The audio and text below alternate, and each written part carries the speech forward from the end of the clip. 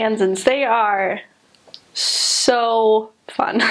They're very diverse.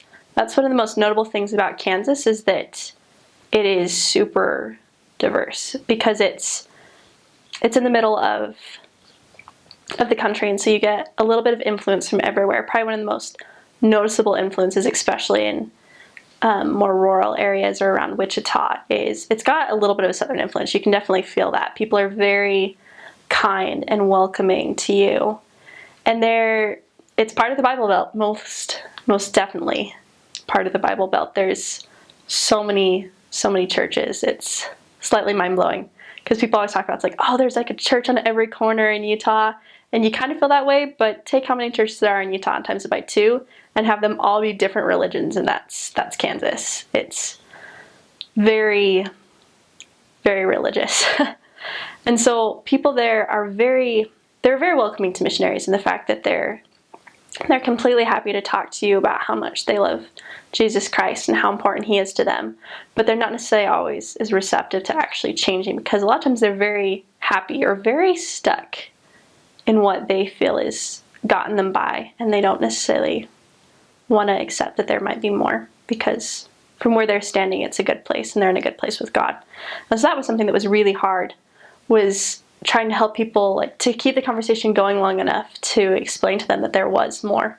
Because a lot of times they'd be like, oh yeah, I believe in Jesus, I love what you're doing, you need to go out there and find the people that don't believe in Jesus. And you're just like, but there's more. And a lot of times you didn't really get a chance to explain that as much, because people felt like they had the full truth, even though they didn't. So that was really, really hard. But with people being nice, it was very rare to get a door slammed in your face. And a lot of times we actually found it really funny when people would slam your door. You're like, what? We actually had someone slam their door in our face. Because usually it was more of a, you know what, I really appreciate what you're doing, or I'm not interested, or, oh, I'm Catholic, no thanks, was what we got most of the time. They'd very nicely, like, shut the door. And so it was very rare to get the door slammed in our face. I remember the most notable one, he tried to slam the door and the air resistance on the door prevented it, so it was like a slow motion slamming, and it was quite entertaining. But yeah, people in Kansas are very nice. Like I said, there's a lot of diversity, kind of pockets of people here and there. For example, like in Wichita, I served in 2 different areas. One area was very heavily Hispanic and Latin American, which was very cool. And then the second area I served in had a lot of African American. And so it was really neat to be able to, even though those 2 areas were only about 3 miles apart, to have such a huge diverse culture even within a little town.